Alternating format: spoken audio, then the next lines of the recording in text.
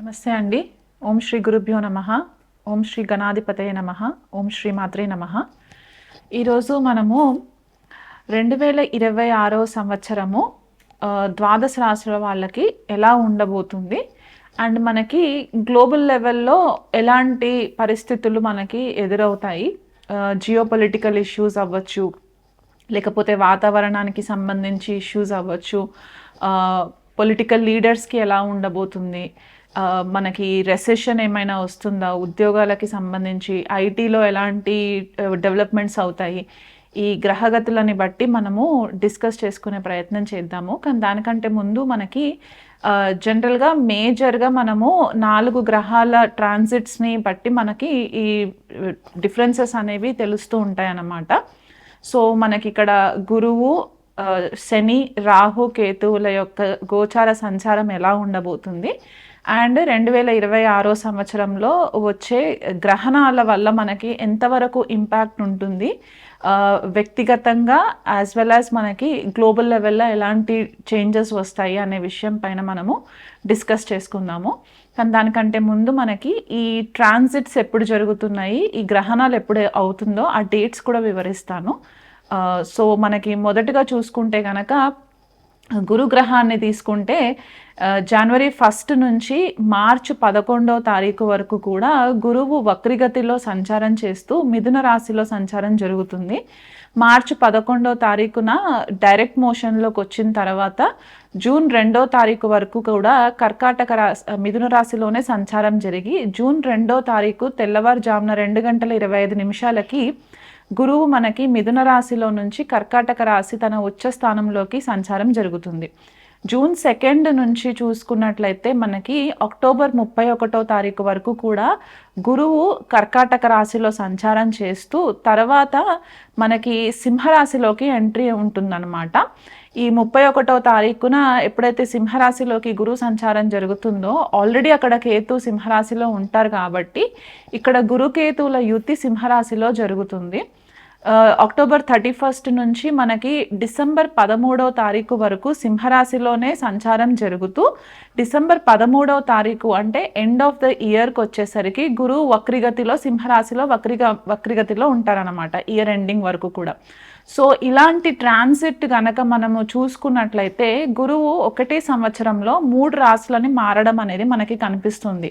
అంటే ఒకటి మిథున రాశి వాయుతత్వ రాశి అవుతుంది, కర్కాటక రాశి జలతత్వ రాశి అండ్ సింహరాశికి వచ్చేసరికి అగ్నితత్వ రాశి అవుతుంది. కాబట్టి ఇలాంటి మూవ్మెంట్ ఎలిమెంట్స్లో చేంజెస్ అంటే ప్రకృతికి సంబంధించిన ఈ పంచభూతాలలో వాయువు, జలము అండ్ అగ్నికి సంబంధించి తత్వాలలో చేంజెస్ రావడం జరుగుతుంది. కాబట్టి గురువు జనరల్గా ఏంటంటే మనకు అన్ని విధాలుగా శుభ ఫలితాలను ఇచ్చే గ్రహం కాబట్టి ఇలాంటి ట్రాన్సిట్ జరిగినప్పుడు సకల చరాచరాల పైన జీవరాశుల పైన ఎలాంటి ఎఫెక్ట్స్ ఉంటాయి అనేది కూడా మనకి గతంలో కనుక ఒక 100 సంవత్సరాల క్రితము ట్రాన్సిట్స్ని కనుక మనము పరిశీలన చేసుకుంటే ఈ పర్టిక్యులర్ మూవ్మెంట్ని అతిచారి మూవ్మెంట్ అంటారనమాట. అంటే ఫాస్ట్గా మూవ్ అవుతూ ఉంటుంది గురువు.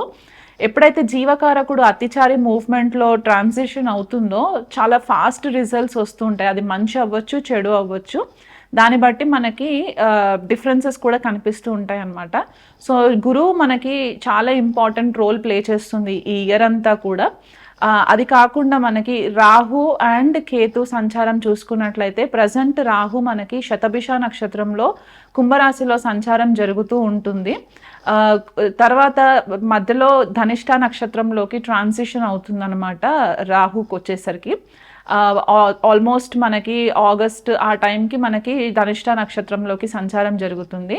కేతు కనుక చూసుకున్నట్లయితే ప్రజెంట్ మనకి జనవరి 1 నుంచి మార్చ్ 29వ తారీఖు వరకు కూడా పూర్వ ఫాల్గుని నక్షత్రము సింహరాశిలో సంచారం జరుగుతూ తర్వాత కేతు మఖ నక్షత్రంలోకి సంచారం జరుగుతుంది.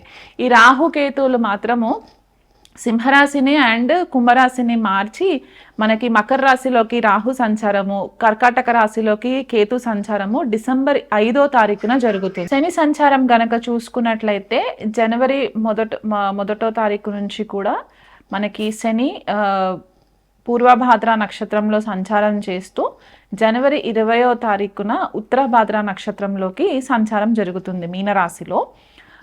అలాగే మనకి మే 11వ తారీఖున ఉత్తరాభాద్ర నక్షత్రం నుంచి రేవతి నక్షత్రంలోకి సంచారం జరుగుతుందన్నమాట శనికి.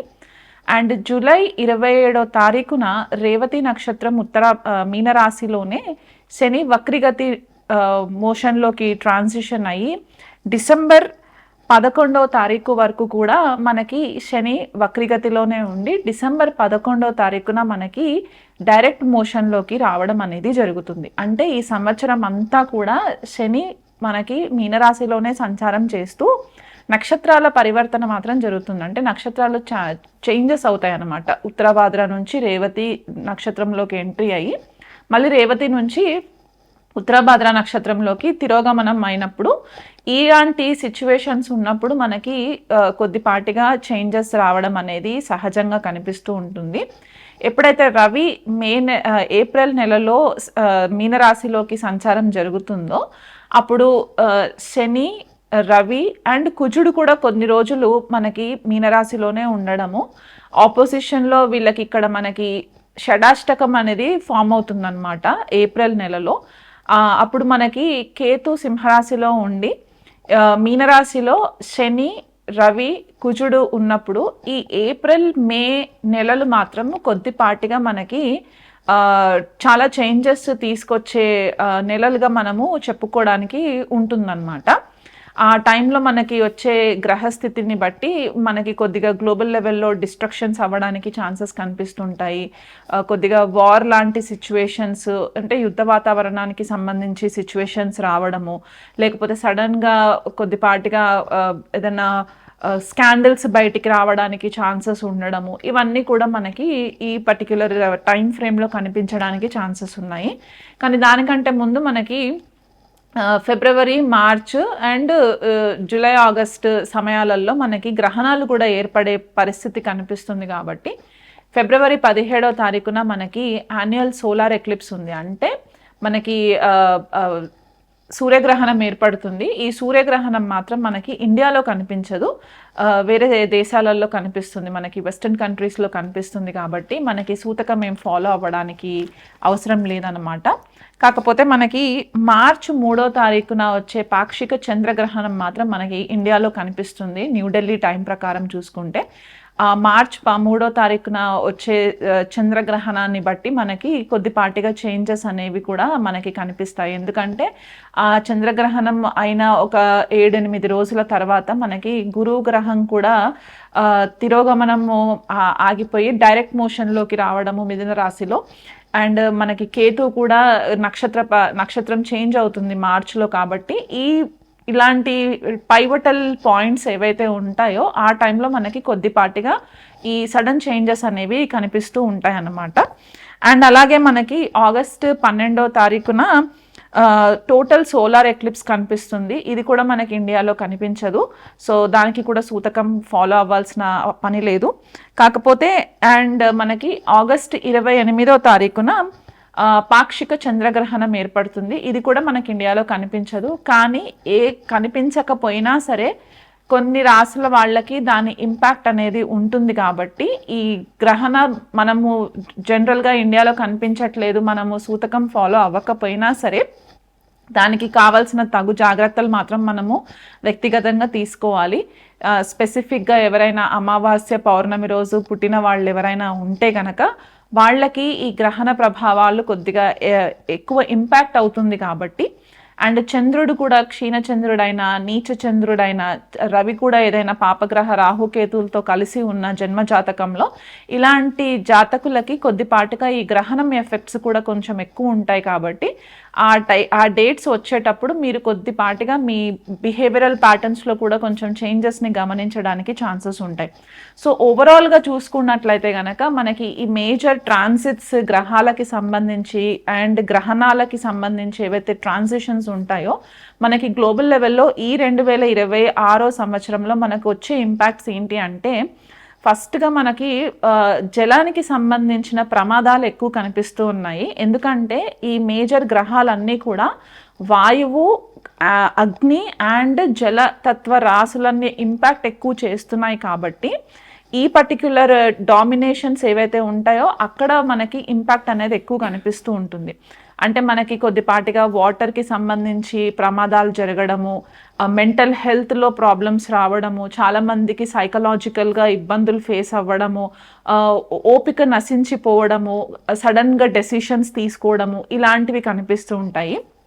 జియోపొలిటికల్ ఇష్యూస్కి వచ్చేసరికి ఏమవుతుందంటే గ్లోబల్ లెవెల్లో ఎవరైతే నేషనల్ లీడర్స్ కానీ ఉంటే గనక ఆ నేషనల్ లీడర్స్ సడన్గా ప్రాబ్లమ్స్లోకి రావడము, ఇది వరకు ఏవైనా కనుక కొన్ని తెలిసి తెలియని తప్పులు ఏవైనా చేసి ఉంటే కనుక ఆ స్కాండల్స్ అన్నీ బయటికి రావడానికి చాలా ఆస్కారాలు కనిపిస్తున్నాయి. ఎందుకంటే శని మీనరాశిలో ఉండి కేతు సింహరాశిలో ఉన్నప్పుడు షడాష్టకాలు ఫామ్ అవుతాయి. కాబట్టి ఎప్పుడైతే గురుగ్రహం కూడా అక్టోబర్ ఎండింగ్లో కేతుతో సంచారం జరుగుతుందో ఇప్పటి వరకు ఏవైనా విషయాలు దాచిపెట్టి గ్లోబల్ లెవెల్లో ఆ కంట్రీ సిటిజన్స్ నుంచి దాచిపెట్టిన విషయాలు ఏవైతే ఉంటే అవన్నీ కూడా బయటికి రావడానికి చాలా ఛాన్సెస్ ఎక్కువ ఉన్నాయి.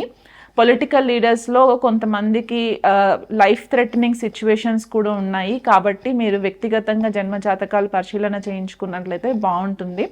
అసాసినేషన్స్ కూడా కనిపిస్తున్నాయి. కాబట్టి కొద్దిగా ఇంటెన్స్గా మనము పూజలు అవి ఇవి చేసుకోవడానికి కూడా ఒక ఆపర్చునిటీ ఉంటుందన్నమాట.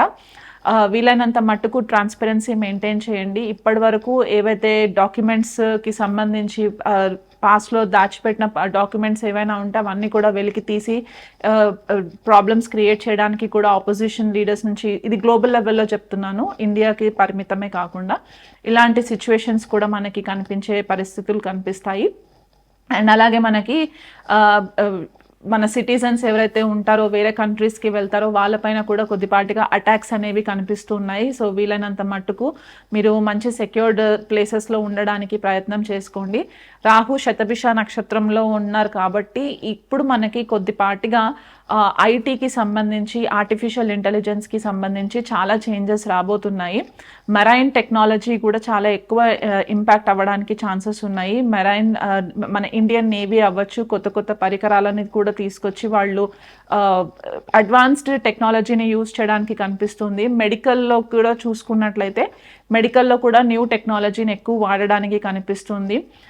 డేటా సైంటిస్ట్ కెరియర్స్ కానివ్వండి, డేటా అనలిస్ట్ కెరియర్స్ కానివ్వండి, ఇవి చాలా ఎక్కువ బూమ్ అవ్వడానికి ప్రాస్పెరిటీ కనిపిస్తుంది. కాబట్టి ఐటీ రంగంలో ఉన్న వాళ్ళు కొత్త స్కిల్స్ నేర్చుకొని మీ యొక్క జాబ్స్ని అప్గ్రేడ్ చేసుకునే ప్రయత్నం చేసుకోండి. మీరు ఇప్పుడు అప్గ్రేడ్ చేసుకోకపోతే కనుక మీకు జాబ్ ఆపర్చునిటీస్ తగ్గిపోవడానికి ఛాన్సెస్ ఎక్కువ కనిపిస్తున్నాయి. ఎందుకంటే రెసెషన్ కూడా మనకి ఇక్కడే ఏఐ ఎక్కువ బూమ్ అవ్వడం వల్ల మనకి ప్రాబ్లమ్స్ ఉంటాయి. స్పెసిఫిక్గా సర్వీస్ డెస్క్కి సంబంధించి కెరియర్స్లో ఎవరైనా ఉంటే కనుక, అంటే IT service desk, IT service management ఇలాంటి జాబ్స్లో ఎవరైనా ఉంటే కనుక వాళ్ళకి కూడా కొద్దిపాటిగా ఇంపాక్ట్ పడడానికి ఛాన్సెస్ కనిపిస్తున్నాయి. కాబట్టి వీలైనంత మట్టుకు ఈ ఏఐ టెక్నాలజీని యూజ్ చేసుకునే ప్రయత్నం చేసుకోండి. మనకి ఏలియన్ టెక్నాలజీ అంటే ఏలియన్స్కి సంబంధించి, యూఎఫ్ఓస్కి సంబంధించి, గ్రహాంతర వాసులకి సంబంధించి చాలా ఇన్ఫర్మేషన్ మనకి ఇయర్ బయటికి రావడానికి ఛాన్సెస్ ఎక్కువ కనిపిస్తున్నాయి. స్పెసిఫిక్గా మనకి రాహు శతభిషాలో నుంచి ధనిష్టాలోకి వచ్చే వరకు ఇండియా లెవెల్లో చూసుకున్నట్లయితే కనుక మనకి ఆల్రెడీ మనకి ఇండిపెండెంట్ ఇండియా హారోస్కోప్ కనుక చూసుకున్నట్లయితే ప్రజెంట్ మనకి కుజమహాదశ స్టార్ట్ అయింది. కాబట్టి మనకి నైబరింగ్ కంట్రీస్ పాకిస్తాన్ అవ్వచ్చు, బంగ్లాదేశ్ అవ్వచ్చు, ఈ కంట్రీస్ తోటి కొద్దిపాటిగా మనకి యుద్ధ వాతావరణము, కొద్దిగా అన్రెస్ట్, కొద్దిగా యాంగ్జైటీ ఇలాంటివి రావడానికి చాలా ఛాన్సెస్ ఎక్కువ కనిపిస్తున్నాయి. ఫైనాన్షియల్ క్రైసిస్ కూడా కనిపిస్తుంది. మే, జూన్ ఆ టైంకి వచ్చేసరికి చాలా మట్టుకు మనకి గ్లోబల్ ఎకానమీలో చాలా ఇంపాక్ట్ రావడానికి, సడన్ గ్లోబల్ ఎకానమీ పడిపోవడము, స్టాక్స్ పడిపోవడము, ఈ ట్రేడింగ్ ఎవరైతే చేస్తుంటారో వాళ్ళు కొద్దిగా కేర్ఫుల్గా ఉండాలి. ఎందుకంటే స్టాక్స్ పడిపోవడానికి కూడా ఆపర్చునిటీస్ చాలా ఎక్కువ కనిపిస్తున్నాయి. ఎందుకంటే గురువు వాయుతత్వ రాశి నుంచి జలతత్వ రాశిలోకి వెళ్ళినప్పుడు ఏమవుతుందంటే హోమ్ కంఫర్ట్స్ ఎక్కువ అవుతాయి. గురువుకి ఎకనామీ గురించి అంత నాలెడ్జ్ ఉండదు. కాబట్టి ఈ ఎకనామీలో కొద్దిపాటిగా చేంజెస్ రావడానికి, ఫైనాన్షియల్ ట్రాన్సాక్షన్స్లో చేంజెస్ రావడానికి కూడా చాలా మట్టుకు ఇంపాక్ట్ కనిపిస్తుంది. కాబట్టి ఆ విషయంలో కొద్దిగా కేర్ఫుల్గా ఉండండి. గ్లోబల్ లెవెల్లో మెంటల్ హెల్త్ చాలా ఇంపార్టెంట్ అయిపోతుంది ఈ సంవత్సరము. చాలామంది కూడా ఐసోలేషన్ ప్రిఫర్ చేయడానికి ఇష్టపడుతూ ఉంటారు. Meditation, spiritual classes, occult subjects, జ్యోతిష్యం నేర్చుకోవడం, టారో నేర్చుకోవడం ఇలాంటి వాటిపైన ఎక్కువ ఇంట్రెస్ట్ ఉండడానికి కూడా ఆస్కారాలు కనిపిస్తున్నాయి. ఎప్పుడైతే గురువు, కుజుడు, కేతు కలిసి సింహరాశిలో సంచారం జరుగుతుందో ఆల్మోస్ట్ ఒక నెల రోజుల టైం అనమాట మనకి, అక్టోబర్ నుంచి నవంబర్ వరకు. ఈ టైంలో ఇండియా లెవెల్లో మాత్రం కొద్దిపాటిగా కేర్ఫుల్గా ఉండండి. సడన్గా ఏదన్నా యుద్ధ వాతావరణం రావడము, లేకపోతే అగ్ని ప్రమాదాలు జరగడము, జలతత్వంకి సంబంధించిన ప్రమాదాలు జరగడము, పిల్లలు సూసైడ్ చేసుకోవడానికి ఛాన్సెస్ ఎక్కువ ఉండడము, బయటికి వచ్చి గొడవలకి సోషల్ యాక్టివిస్టులు ఎక్కువ అయిపోవడము, ఇవన్నీ కూడా మనకి కనిపించే ఛాన్సెస్ ఉన్నాయన్నమాట 2026లో. సో ఇవన్నీ కూడా గ్లోబల్ లెవెల్లో మనకి ఇంపాక్ట్ చేసి మన వ్యక్తిగత డొమెస్టిక్ పీస్ కూడా కొద్దిపాటిగా డిస్టర్బ్ అవుతుంది. కాబట్టి వీలైనంత మట్టుకు దైవారాధన చేసుకుంటూ ఉండండి, మెడిటేషన్ ప్రాక్టీసెస్ చేస్తూ ఉండండి. ఇండియా లెవెల్లో మనకి national leaders and regional leaders బాగుండాలని చెప్పి మన వంతు ప్రేయర్స్ మనం కంటిన్యూ చేస్తూ ఉండి వాళ్ళ క్షేమంగా ఉంటే మన ఎకానమీ కూడా బాగుంటుంది. కాబట్టి ఆ రకంగా మీరు దేశం కూడా బాగుండాలని చెప్పేసి మీ రెగ్యులర్ ప్రేయర్స్ చేసుకుంటూ ఉండండి. ఇది మండేన్ లెవెల్లో ప్రెడిక్షన్స్ అన్నమాట. తులారాశి వాళ్ళకి, తులా లగ్నం వాళ్ళకి 2026 సంవత్సరం ఎలా ఉండబోతుంది అనేది చూద్దామండి. తులారాశి వాళ్ళకి ఏంటంటే ఇక్కడ పంచమంలో రాహు సంచారము, లాభంలో కేతు సంచారం జరగడము, షష్ఠ స్థానంలో శని సంచారము, భాగ్యంలో గురు సంచారము జూన్ 2వ తారీఖు వరకు. జూన్ 2వ తారీఖు తర్వాత దశమంలో గురు సంచారము, అక్టోబర్ 31వ తారీఖున సింహరాశిలోకి ఎప్పుడైతే గురు ఎంట్రీ అవుతుందో అది మనకి లాభస్థానం అవుతుంది అనమాట. సో గురుకేతువులు కలిసి లాభస్థానంలో అక్టోబర్ 31వ తారీఖు నుంచి ఇయర్ ఎండింగ్ వరకు ఉంటారు. సో ఇలాంటి గ్రహగతిని కనుక మనం పరిశీలన చేసుకున్నట్లయితే తులారాశి వాళ్ళకి కెరియర్కి సంబంధించి అంటే కార్యక్షేత్రంలో మీకు మంచి గుర్తింపు రావడానికి ఈ సంవత్సరం చాలా ఫేవరబుల్గా ఉందని చెప్పుకోవడానికి కూడా అతిశయోక్తి లేదనమాట. ఎందువల్ల అంటే షష్ఠ స్థానంలో ఉన్న శని మీకు ఇదివరకు ఏదైనా ఇబ్బందులు కలిగేలాంటి పరిస్థితులు ఉంటే కనుక అవన్నీ కూడా తగ్గుముఖం పట్టి మీ శత్రువులు మీ పైన ఎటువంటి కుట్రలు ఫామ్ చేసినా సరే, లేకపోతే గాసిప్స్ చేసినా సరే కూడా అవన్నీ కూడా మీకు పెద్దగా నష్టం తీసుకురావడానికైతే పాసిబిలిటీస్ కనిపించట్లేదు. మీ వర్కే మీ గురించి, మీ టాలెంట్ని గురించి ఇన్ఫర్మేషన్ ఇచ్చేలాంటి సిచ్యువేషన్స్ వస్తాయి. మీకు ఎలాంటి డిఫికల్ట్ ప్రాజెక్ట్స్ ఇచ్చినా కూడా మీ క్రియేటివిటీ స్కిల్స్ని యూజ్ చేసుకొని ఆ ప్రాజెక్ట్ని కూడా మీరు చాలా సక్సెస్ఫుల్గా కంప్లీట్ చేస్తారు. స్టూడెంట్స్కి వచ్చేసరికి చూసుకున్నట్లయితే కనుక పంచమంలో రాహు సంచారం జరుగుతుంది కాబట్టి ఈ విద్యార్థులకి చదువు పైన కొద్దిగా దృష్టి మళ్ళుతుందనమాట. అంత ఫోకస్ పెట్టి క్రియేటివ్ సబ్జెక్ట్స్ లేకుండా ఈ రొటీన్ సబ్జెక్ట్స్ ఉంటే కనుక అంత ఇంట్రెస్ట్ పెట్టి చదవరు. అండ్ టీనేజ్ గ్రూప్లో ఉన్న స్టూడెంట్స్ ఎవరైతే ఉంటే కనుక వాళ్ళపైన పేరెంట్స్ కొద్దిగా దృష్టి వహించండి. ఎందుకంటే పంచమంలో రాహు పరిపరి విధాలుగా వాళ్ళని ఆలోచన డైరెక్షన్లోకి తీసుకెళ్తుంది కాబట్టి అనవసరమైన ఇల్యూషన్స్ మాయలోకి తీసుకెళ్ళి లవ్ అఫేర్స్ అని, టీనేజ్లో ఈ రొమాంటిక్ అఫేర్స్ అని వీటిపైన ఎక్కువ దృష్టి పెట్టడానికి చాలా ఆస్కారం ఉంది. కాబట్టి పేరెంట్స్ కొద్దిపాటిగా మీ టీనేజ్లో ఉన్న పిల్లల్ని మాత్రం కొంచెం గమనిస్తూ ఉండండి. హైయర్ స్టడీస్ కోసం ఎవరైనా సరే దూర దేశాలకు వెళ్ళాలనుకునే వాళ్ళు ఉంటే కనుక వాళ్ళకి మంచి ఆపర్చునిటీస్ కనిపిస్తున్నాయి. ఎందుకంటే భాగ్యస్థానంలో గురు సంచారం జరుగుతుంది కాబట్టి ఈ భాగ్య దశమ స్థానాలు లాభస్థానంలో కూడా, అంటే ఈ సంవత్సరం అంతా కూడా హైయర్ ఎడ్యుకేషన్కి సంబంధించి, మీ ఫార్చ్యూన్కి సంబంధించి, మీ భాగ్యానికి సంబంధించి మీకు గురు యొక్క బ్లెస్సింగ్స్ చాలా బాగా ఉండడానికి ఆస్కారం కనిపిస్తుంది. వ్యాపారం చేసే తులారాశి వాళ్ళు ఎవరైనా పార్ట్నర్షిప్ బిజినెస్లో ఉంటే కనుక ఆ పార్ట్నర్షిప్ బిజినెస్లో కూడా మీకు పెద్దగా ఒడిదొడుకులు రాకుండా వీలైనంత మట్టుకు మీరు బ్యాలెన్స్డ్గా హ్యాండిల్ చేసుకోవడానికి కూడా బిజినెసెస్ అన్నీ కూడా మీకు ఫేవరబుల్గా ఉంటాయి. కాకపోతే లాభస్థానంలో కేతు సంచారం కాబట్టి కొన్నిసార్లు ఏమవుతుందంటే మీకు సోషల్ నెట్వర్కింగ్ చేయాలి, సోషల్ సర్కిల్లో ఎక్కువ తిరగాలి అనే ఒక ఉత్సాహం తగ్గిపోతుంది. ఐసోలేషన్గా ఉండాలి, ఏదైనా తీర్థయాత్రలు చేయాలి, లేకపోతే ఏదైనా దేవాలయాలకు వెళ్ళాలి, స్పిరిచువల్ సెంటర్స్కి వెళ్ళాలి, ఆశ్రమాలకి విజిట్ చేయాలి, దీనిపైన ఎక్కువ ఫోకస్ అవ్వడానికి ఆస్కారం ఉంది. ఎందుకంటే లాభస్థానంలో కేతు, భాగ్యస్థానంలో గురువు కాబట్టి మీకు మంచి గురువు రూపేణ ఎవరైనా మీకు మంచి గైడెన్స్ ఇవ్వడానికి యోగా, ప్రాణాయామ, మెడిటేషన్, లేకపోతే విపాసన మెడిటేషన్ ఇట్లాంటి సెంటర్స్కి వెళ్ళడానికి మీకు ఎక్కువ ఇంట్రెస్ట్ కలగడానికి ఛాన్సెస్ కనిపిస్తున్నాయి అన్నమాట. సో ఆధ్యాత్మికంగా ఎదగడానికి తులారాశి వాళ్ళకి ఈ సంవత్సరం చాలా ఫేవరబుల్గా ఉంటుంది.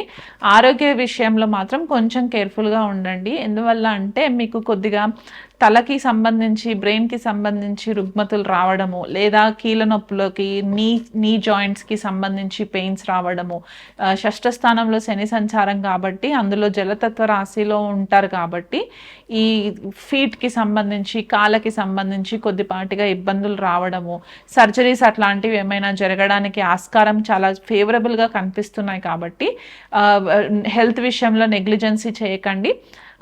ఇంకా మీకు మంచి బెటర్ రిజల్ట్స్ రావాలి, హెల్త్ విషయంలో కూడా మీకు డిస్టర్బెన్సెస్ ఉండకుండా, కెరియర్లో డిస్టర్బెన్సెస్ ఉండకుండా ఉండాలి అని అనుకుంటే కనుక శనికి రెగ్యులర్గా తైలాభిషేకం చేయిస్తూ ఉండండి. రాహు కేతువులకి, సర్పగ్రహాలకి, సుబ్రహ్మణ్యేశ్వర స్వామికి మీరు అర్చన అభిషేకాలు చేయించుకున్నట్లయితే కూడా మీకు బాగుంటుంది. భార్యాభర్తల మధ్య కొద్దిపాటిగా డిఫరెన్సెస్ రావడానికి ఆస్కారం ఉంది. ఆ విషయంలో కొద్దిగా అటెన్షన్ ఇవ్వడానికి ట్రై చేయండి. అంటే మీరు ఒకవేళ భార్యాభర్తల మధ్యలో ఎవరైనా సరే ఒక స్పౌజ్ బిజీగా ఉండి, వర్క్లో బిజీగా ఉండి ఎక్కువ అటెన్షన్ ఇవ్వట్లేదు అంటే ఇవి కొద్దిగా అనుమానాలకి దారితీసి ఇబ్బందులు క్రియేట్ చేసే పరిస్థితి కనిపిస్తుంది. ఎందుకంటే పంచమంలో రాహు కాబట్టి లేనివి ఉన్నట్టు ఊహించి చెప్తూ ఉంటారు కాబట్టి ఆ విషయంలో కొంచెం ఇబ్బందులు రావడానికి ఆస్కారం ఉంది. సో దానికి కూడా మీరు దుర్గాదేవి ఆరాధన చేసుకోవడము, ఓం దుమ్ దుర్గాయై నమః అనే మంత్రం కనుక మీరు 108 సార్లు కనుక మీరు పఠనం చేసుకున్నట్లయితే ఈ థర్డ్ పర్సన్ ఎంట్రీస్ లేకుండా మీ భార్యాభర్తల మధ్య సఖ్యత పెరగడానికి కూడా అమ్మవారి ఆశీస్సులు ఉంటాయి. సో ఓవరాల్గా తులారాశి వాళ్ళకి చూసుకుంటే, ద్వాదశ రాశులలో కంపేర్ చేసుకుంటే తులారాశి వాళ్ళకి ఈ సంవత్సరం చాలా బాగుంటుంది.